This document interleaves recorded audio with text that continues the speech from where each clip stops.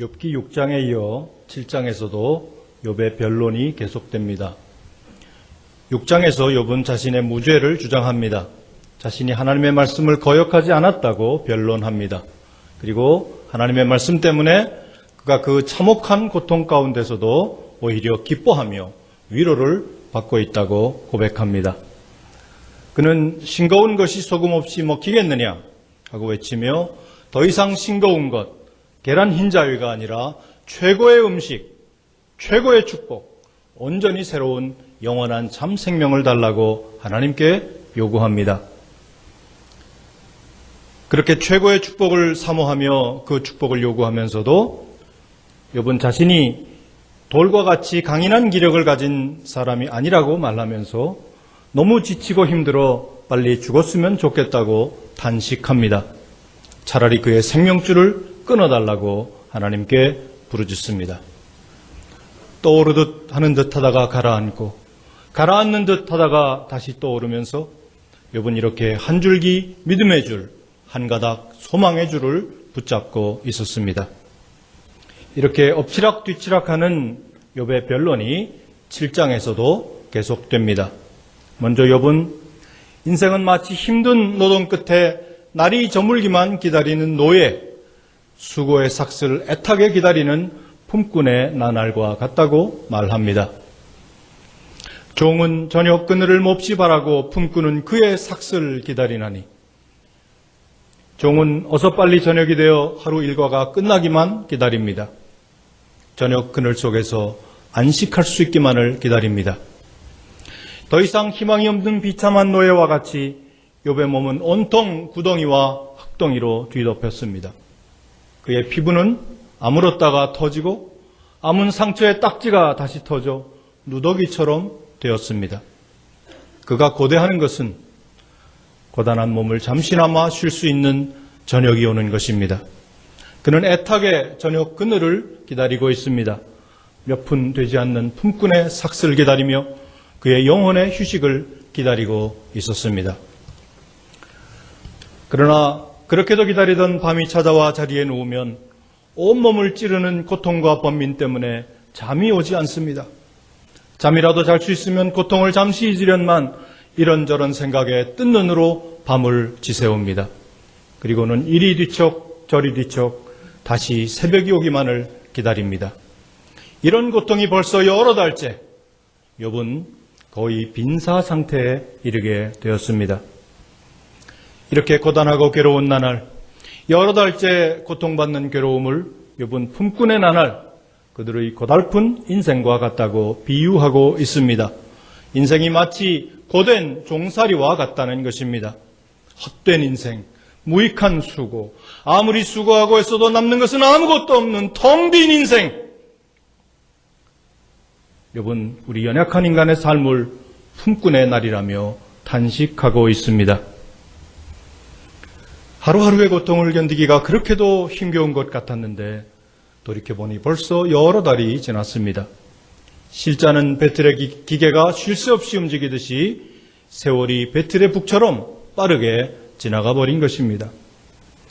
여러 달째 참기 어려운 고통을 감내하면서 욥은 시간이 지나면 조금 나아지려니 기대해 보았던 것 같습니다. 그러나 자신의 상태는 조금도 호전되지 않은 채 그의 몸은 구더기와 흙덩이로 뒤엉켜 버렸습니다. 고통은 더욱 가중되고 상황은 점점 더 악화되고 있습니다. 더 이상 아무 희망이 없는 것 같이 보입니다. 욥은 인생이 잠시 불다가 없어지는 한낮 바람과 같다고 말합니다. 개역 성경은 한낮 바람을 한 호흡이라고 번역하였습니다. 한 번 숨을 쉬면 끝나버리는 인생, 바람과 같은 인생, 한낮 바람과 같은 인생. 그렇게도 덧없는 인생이 왜 그렇게 고단하고 고통스러운지 욥은 덧없는 삶의 허무와 허탈을 한탄합니다. 그토록 짧은 인생이 그렇게도 견디기 힘든 고통과 노동, 괴로움과 고뇌로 뒤엉켜 구덩이와 흙덩이로 뒤덮여 있다면 대체 인생의 의미는 무엇이란 말인가? 과연 인생이 살만한 가치가 있는 것인가? 아무것도 이루지 못한 채 고된 노동만 하다가 허무하게 죽어버리는 것은 아닌가? 욥은 지금 이렇게 질문하고 있습니다. 욥기 5장에서 엘리바스는 욥의 회복을 예언하였습니다. 욥이 그의 잃었던 자손과 장막, 짐승의 우리를 완벽하게 회복할 것이라는 예언이었습니다. 욥의 후손이 땅의 풀과 같이 번창할 것이며 욥이 장수하게 될 것이라는 축복이었습니다. 그러나 욥은 그가 다시는 그런 행복을 보지 못하게 될 것이라고 단식합니다. 내 생명이 한낮 바람 같음을 생각하옵소서. 나의 눈이 다시는 행복을 보지 못하리이다. 다시는 예전의 행복을 누리지 못할 인생. 욥은 인생이 한 조각 구름과 같다고도 말합니다. 구름이 사라져 없어짐같이 스올로 내려가는 자는 다시 올라오지 못할 것이오니 그는 다시 자기 집으로 돌아가지 못하겠고 자기 처소도 다시 그를 알지 못하리이다. 잠시 떠 있는 듯 하더니 어느새 자취를 감춰 종적을 알 수 없는 한 조각 구름같이 인생은 그 흔적을 찾을 수 없는 허무한 존재라고 말합니다. 그 삶이 끝나면 스올, 곧 음부로 내려가 다시는 올라오지 못할 비참한 존재라고 말합니다. 욥은 지금 깊은 허무주의에 빠져 있습니다.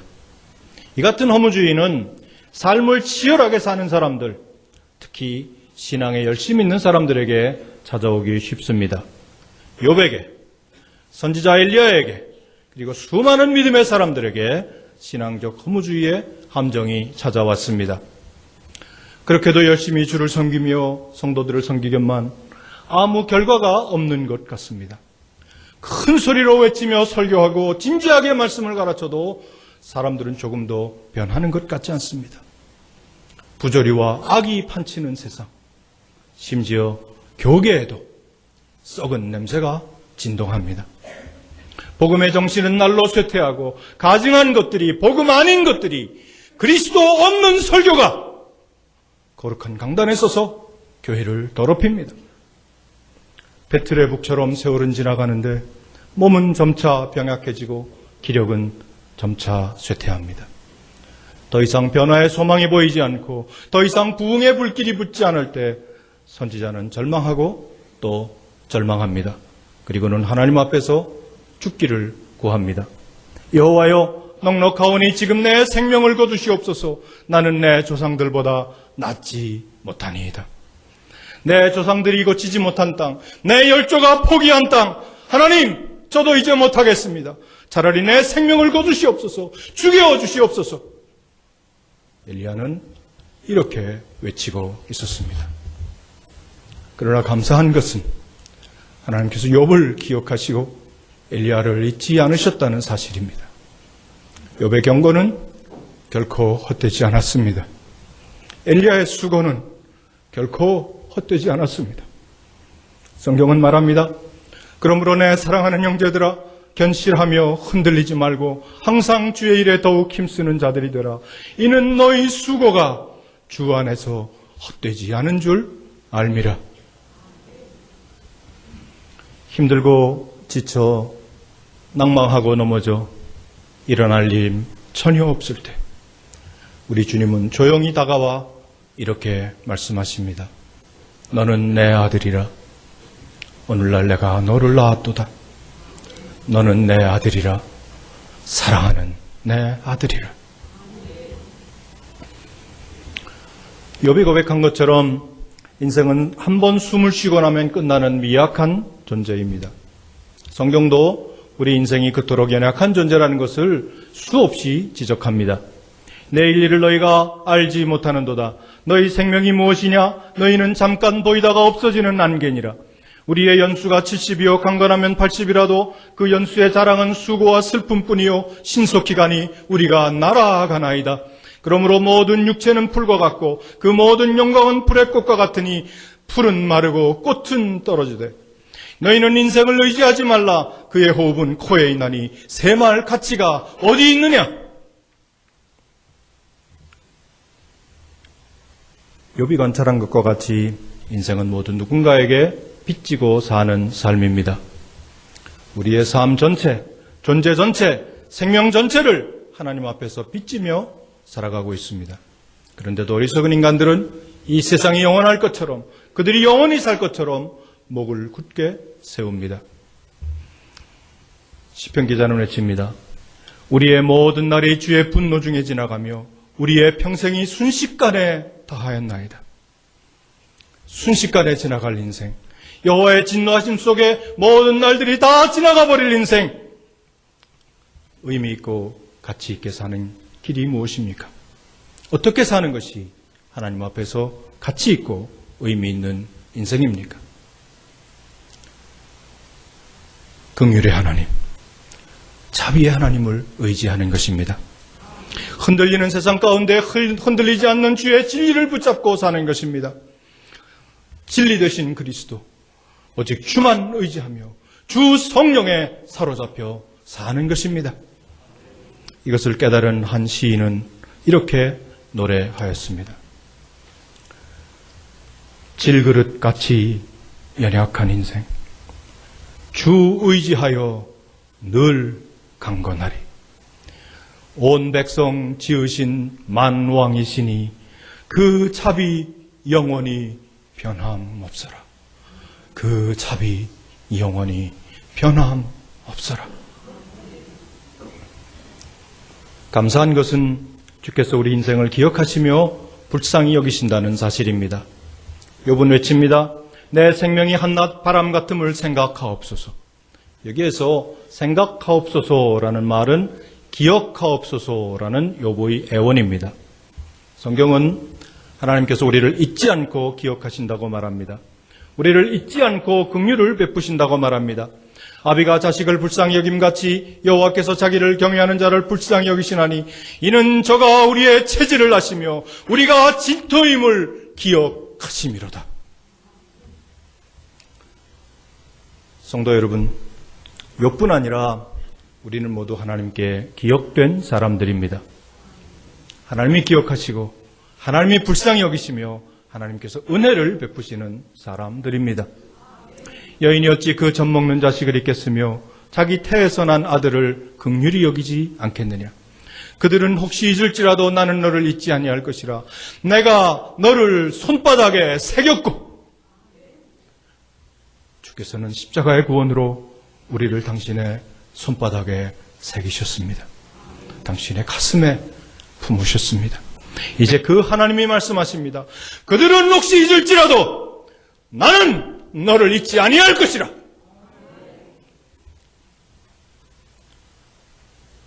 그렇게 단식하며 인생의 의미를 질문하던 욥은 본문 7절부터 그의 시선을 하나님께로 향합니다. 그리고 하나님께 대하여 격렬하게 따지며 항변하기 시작합니다. 그런즉 내가 내 입을 금하지 아니하고 내 영혼의 아픔 때문에 말하며 내 마음의 괴로움 때문에 불평하리이다.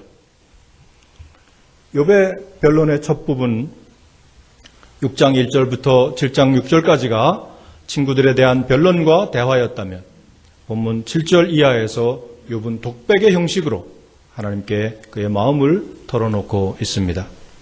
내가 바다니이까 바다 괴물이니이까 주께서 어찌하여 나를 지키시나이까. 제가 바다같이 큰 존재나 된다는 것입니까? 바다 괴물 리워야단처럼 대단한 생명체라도 된다는 것입니까? 저는 한낮 바람같이 미약한 인생인데 하나님이여 왜 그렇게 저를 지키고 계십니까? 왜 리워야단같이 사나운 존재처럼 여기서 저를 혹독하게 다루십니까? 욥은 지금 이렇게 항변하고 있는 것입니다. 욥은 하나님께서 그를 너무 혹독하게 다루셔서 밤에도 잠을 이루지 못하게 하신다고 항변합니다.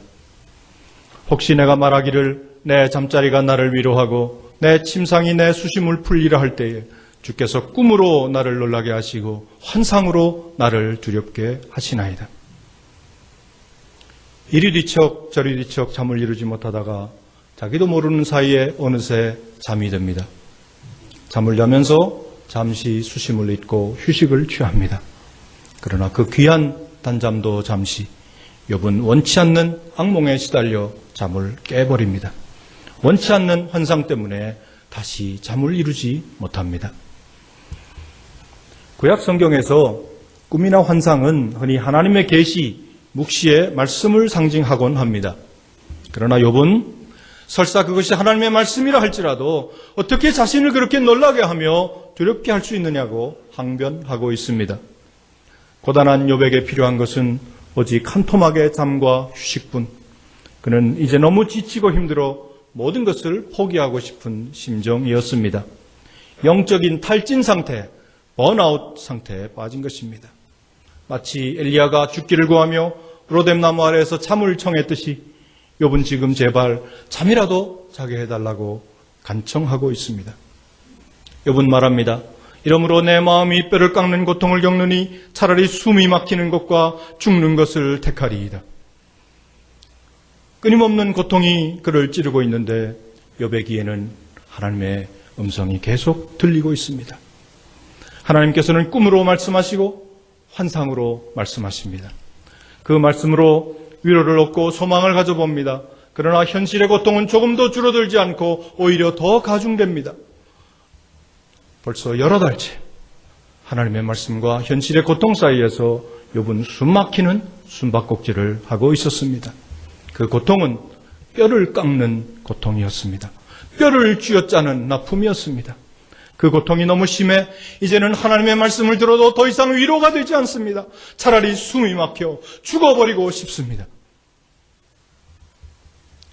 계속해서 욥은 사람이 하나님 앞에서 뭐 그리 대단한 존재냐고 따집니다. 사람이 무엇이기에 주께서 그를 크게 만드사 그에게 마음을 두시고 아침마다 권징하시며 순간마다 단련하시나이까. 주께서 내게서 눈을 돌이키지 아니하시며 내가 침을 삼킬 동안도 나를 놓지 아니하시기를 어느 때까지 하시리이까. 아침마다 권징하시는 하나님, 분초마다 시험하시는 하나님, 잠시도 우리에게서 눈을 떼지 않으시고 침 삼킬 동안도 놓지 않으시는 하나님, 조금도 틈을 주지 않고 우리 삶에 간섭하시는 하나님.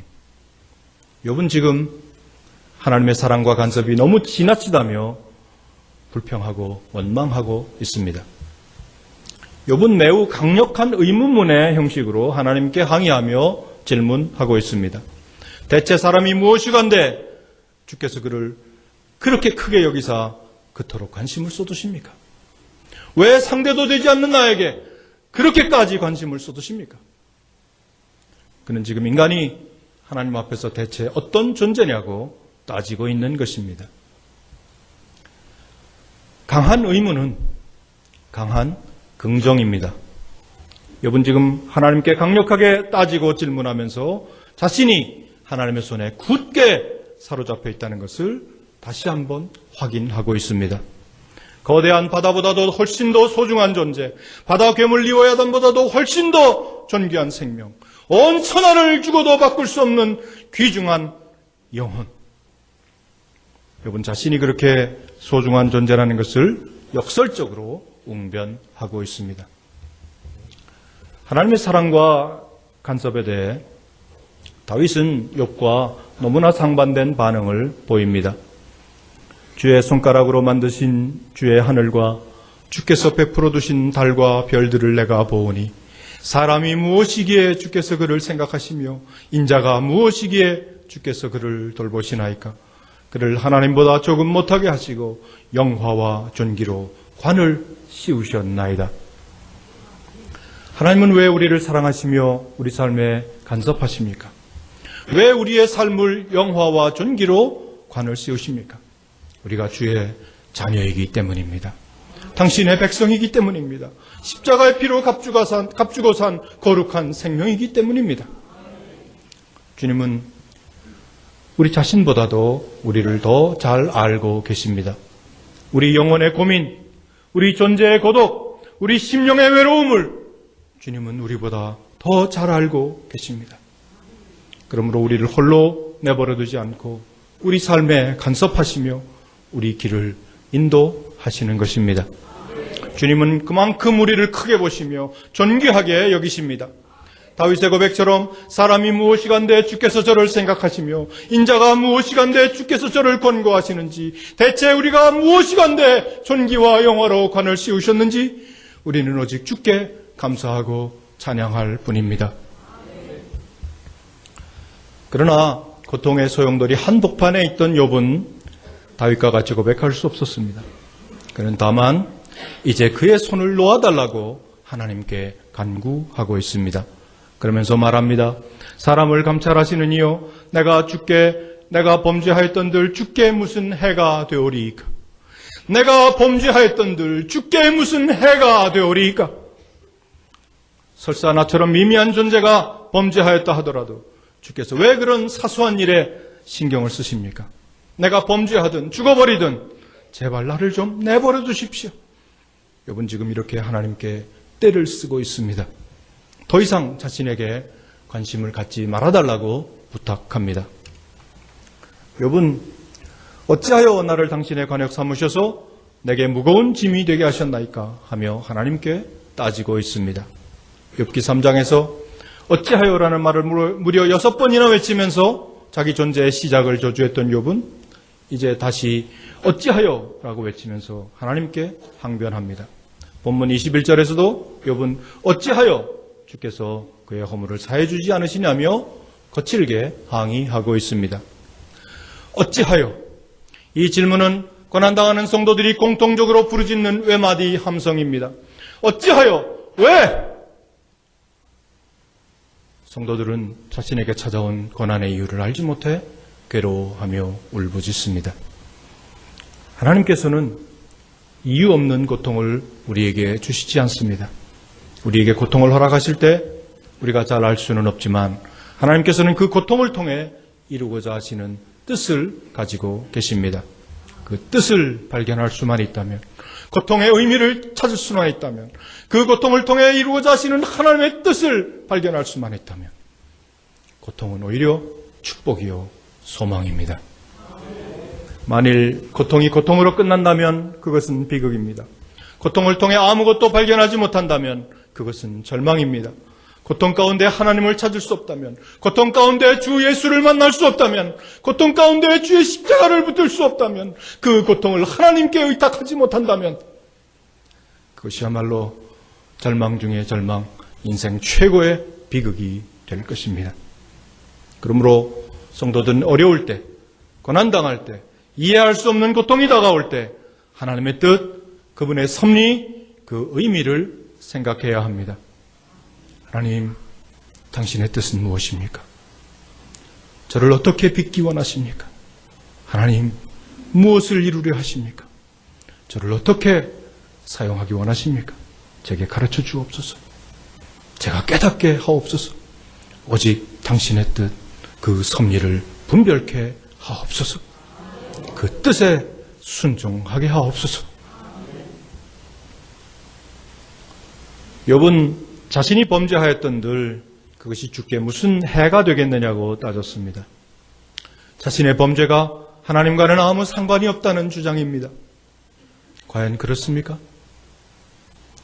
우리의 범죄가 주께 아무 해도 되지 않는다는 말입니까? 그렇다면 왜 주께서 그 험악한 십자가를 지셨습니까? 왜 그렇게 고귀한 피를 모두 쏟으셨습니까? 왜 해골골짜기 골고다에서 그토록 참혹한 비명을 지르셔야 했단 말입니까?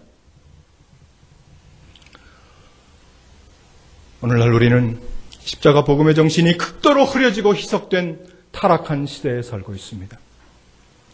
어느 때부터인가 한국교회 부활절 메시지, 성탄 메시지에는 십자가가 사라져버렸습니다. 이번 성탄에도 저는 한국교회를 대표한다는 교계 지도자들의 성탄 메시지를 유심히 살펴보았습니다.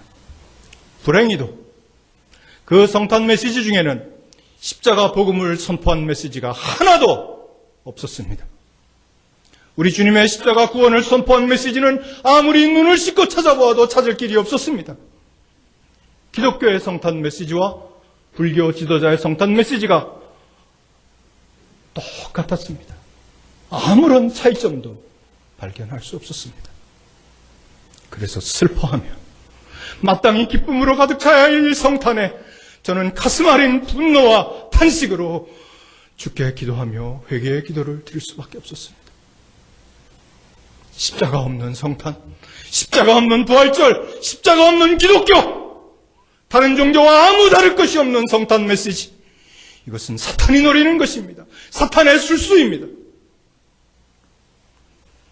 더욱 기가 막히는 것은 지방에 있는 모 교회에 모 사찰 불교 신자들이 단체로 방문해서 성탄 찬양을 했다는 것입니다. 성도 여러분, 찬양이 무엇입니까? 찬양은 단순한 노래가 아닙니다. 찬양은 구원받는 성도들이 믿음을 고백하며 우리를 구원하신 주 하나님을 송축하는 것입니다. 십자가의 구원을 찬송하며 오직 주께 영광을 돌리는 것입니다. 그러므로 십자가의 구원을 믿지 않는 불교 신자들이 찬송가를 배워서 아무리 아름답게 합창을 한다고 해도 그것은 결코 찬양이 될 수 없습니다. 결코 하나님께 흠양될 수 없는 가증한 노래일 뿐입니다. 그것은 주의 제단을 더럽히는 것입니다. 십자가의 구원을 욕되게 하는 것입니다. 멸망에 가증한 것이 거룩한 것에 선 것을 보거든 읽는 자는 깨달을진저. 어떻게 복음 아닌 것이 예배에 올려질 수 있습니까?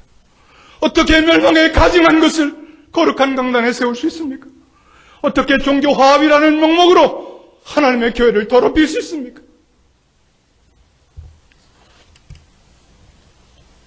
주께서는 우리의 죄악 때문에 죽으셨습니다. 우리의 범죄 때문에 죽으셨습니다. 그는 실로 우리의 질고를 지고 우리의 슬픔을 당하였습니다. 멸시를 받아 사람들에게 버림을 받았으며 간고를 많이 겪었습니다. 우리는 다 양 같아서 그릇 행하여 각기 제 길로 갔거늘 여호와께서는 우리 무리의 죄악을 그에게 담당시키셨습니다. 고운 모양도 없고 풍채도 없었지만 그는 우리의 허물 때문에 찔리고 우리의 죄악 때문에 상했습니다. 그가 징계를 받음으로 우리가 평화를 누리고 그가 채찍에 맞음으로 우리가 나음을 받았습니다.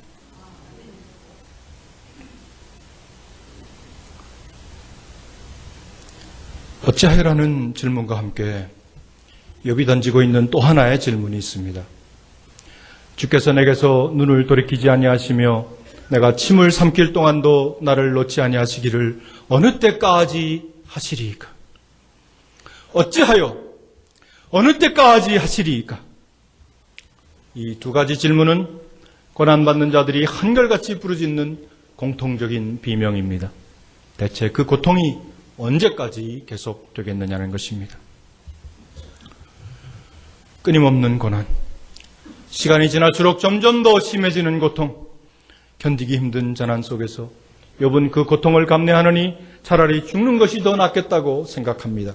그리고 제발 자기를 놓아달라고 간청합니다. 내가 생명을 싫어하고 영원히 살기를 원하지 아니하오니 나를 놓으소서. 내 날은 헛것이니이다. 나를 놓으소서. 이 말은 지금 욥의 심경을 가장 잘 표현하는 구절입니다. 그는 너무도 솔직하게 그의 신앙적인 갈등을 하나님 앞에 토로하고 있습니다. 자신을 놓아달라는 그의 고백은 거꾸로 그가 하나님께 단단히 붙잡혀 있다는 것을 의미합니다. 너무도 단단히 붙잡혀 있기에 제발 놓아달라고 간청하며 애원하고 있는 것입니다. 그는 그가 하나님 손에 붙잡혀 있음을 알았습니다. 그리고 끝내 그 믿음의 밧줄을 놓을 수 없었습니다. 하나님께 불평하며 항변하던 욥. 그러나 그 엄청난 절망 속에서도 끝내 믿음의 밧줄을 놓지 않고 붙잡고 있었던 욥. 내가 무슨 대단한 존재이기에 그렇게 분초마다 마음을 두시느냐고 하나님께 따지며 항변하던 욥은 이제 거꾸로 자신이 하나님 앞에서 얼마나 소중한 존재인가를 확인하면서 사죄의 은혜를 간구합니다. 주께서 어찌하여 내 허물을 사하여 주지 아니하시며 내 죄악을 제거하여 버리지 아니하시나이까? 내가 이제 흙에 누우리니 주께서 나를 애써 찾으실지라도 내가 남아있지 아니하리이다. 주께서 그를 귀히 보시며 사랑한 줄 알면서도 떼쓰며 대들고 항변하던 욥. 그는 이제 하나님께 자신의 허물과 죄악을 용서해달라고 간구합니다. 이것이 욥의 위대한 신앙입니다. 고난에 매몰되어서 잠시 잘못 판단했습니다. 전능자 하나님께 감히 대들며 항변했습니다. 이제 나의 죄가를 나오니 주의 긍휼로 사하소서, 주의 자비로 덮으소서. 욥은 지금 이렇게 고백하고 있습니다. 회개하는 신앙. 6장과 7장에 걸친 긴 변론을 욥은 회개의 신앙으로 마무리하고 있습니다. 우리는 하나님께서 당신의 독생자를 내어주실 만큼 소중한 존재입니다. 하나님은 우리 때문에 기뻐하시고 한탄하시며 분노하시고 질투하십니다. 그만큼 우리를 사랑하시기 때문입니다. 너는 내 아들이라 오늘날 내가 너를 낳았도다. 우리는 그런 사랑을 받을 만한 가치 있는 사람들이 아닙니다. 우리의 머리로는 절대로 이해하지 못하는 사랑, 침 삼킬 동안 놓지 않으시고 우리를 품으시는 그 사랑으로 주께서는 험한 십자가를 지셨습니다. 예수께서 이 땅에 계실 때 당신의 백성을 얼마나 불쌍히 여기시며 얼마나 민망히 여기셨습니까? 암탉이 날개 아래 그 새끼를 품듯 얼마나 애틋해 하시며 얼마나 품으려 하셨습니까? 그러나 불행히도 유대 땅의 백성들은 예수를 거부하고 배척하며 못 박아 죽였습니다. 죄인들을 향하여 예수께서는 그 죄가를 따지지 않으셨습니다. 왜 그런 끔찍한 죄를 지었느냐고 정죄하시지도 않았습니다. 오히려 불쌍히 여기셨습니다. 가늠하다 잡혀온 음란한 여인을 향하여 주님은 말씀하십니다. 너를 고발하던 그들이 어디 있느냐? 너를 정죄한 자가 없느냐? 나도 너를 정죄하지 아니하노니 가서 다시는 죄를 범하지 말라. 이 여인의 죄를 용서하신 예수는 친히 그 죄를 품으시고 십자가에서 죽으셨습니다. 다윗은 그의 시편에서 이렇게 고백하였습니다. 내가 주의 영을 떠나 어디로 가며 주의 앞에서 어디로 피하리이까? 내가 하늘에 올라갈지라도 거기 계시며 스올에 내 자리를 펼지라도 거기 계시나이다. 내가 새벽 날개를 치며 바다 끝에 가서 거주할지라도 거기서도 주의 손이 나를 인도하시며 주의 오른손이 나를 붙드시리이다. 그러나 욥은 다윗과는 정반대로 이렇게 고백합니다.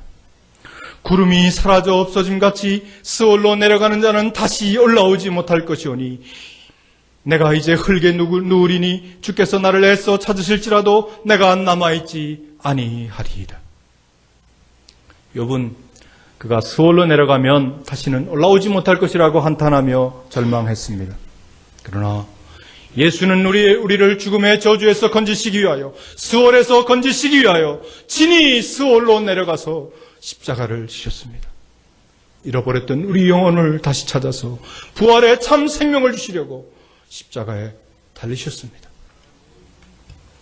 성도 여러분, 욥과 같이 마음 괴롭고 아파서 낙심되는 분이 계십니까? 내가 범죄하였던들 주께 무슨 해가 되오리까? 하며 항변하는 분이 계십니까? 어찌하여? 라고 외치며 원망하는 분이 계십니까? 어느 때까지리까? 외치며 낙심하는 분들이 계십니까? 우리 주님을 바라보십시오. 십자가의 주님, 고통당하신 주님, 우리 죄 때문에 채찍맞으시고 신음하시던 주님, 그 엄청난 고통 속에서도 다 이루었다고 외치며 우리의 구원과 회복을 선언하신 주님, 부활하고 승리하신 주님, 그 영광의 주님을 바라보십시오. 마음 괴롭고 아파서 낙심될 때 내게 소망을 주셨으며 내가 영광의 주님을 바라보니 앞길 환하게 보이도다. 나의 놀라운 꿈 정녕 나 믿기는 장차 큰 은혜 받을 편이. 나의 놀라운 꿈 정녕 이루어져 주님 얼굴을 배우리라. 주님 얼굴을 배우리라. 금년의 마지막 주일, 마음 괴롭고 아파서 낙심되었던 모든 것들을 이제 십자가 앞에 내려놓고 영광의 주님 바라보며 마침내 주님 얼굴 배우는 소망의 새해 맞으시기를 주의 이름으로 축복합니다. 기도드리겠습니다.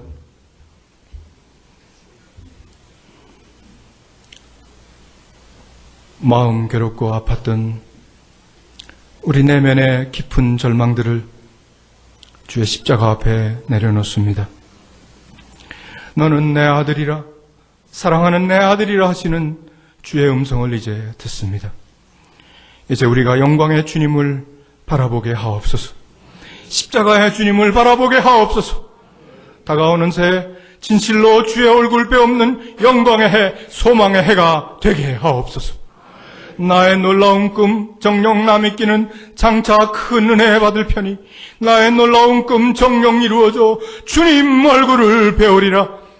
십자가의 그리스도 예수의 이름으로 기도하옵니다. 아멘.